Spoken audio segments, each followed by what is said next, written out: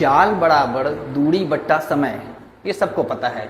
लेकिन उससे आगे चल करके अगर कोई सवाल पूछे इस तरह का, जो कि आजकल का ट्रेंडिंग सवाल बना हुआ है सारे एग्जाम में, उसको कैसे बनाएंगे कि अगर अपने घर से सामान्य चाल की 4/7 चाल से चलते हुए रमेश कार्यालय 15 मिनट की देरी से पहुंचता है, घर और कार्यालय की दूरी तय करने में उसे सामान्यतः कितना समय लगेगा।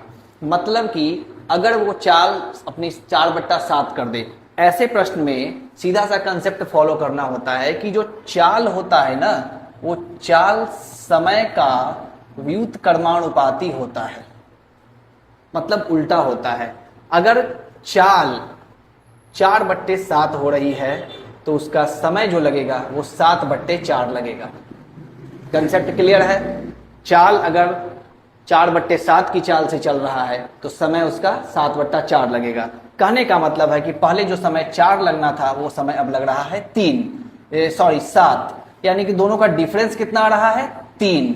अब ये डिफरेंस 3 आ रहा है। यहां पर प्रश्न में क्या कर रहा है, कार्यालय 15 मिनट देरी से पहुंचता है, यानी कि 3 ही किसके बराबर हो गया, 3 हो गया 15 के बराबर, तो 1 किसके बराबर हो गया, 5 के बराबर। ठीक है, अब उसका ओरिजिनल क्या था समय 4, तो 4 किसके बराबर हो जाएगा, 4 गुना 5 यानी कि 20 के बराबर। इसलिए यह समझ में आता है कि अगर वो अपनी सामान्य चाल से चलता तो 20 मिनट में पहुंच जाता। बस ऐसे ही आप इस क्वेश्चन को करके कमेंट बॉक्स में बताइए।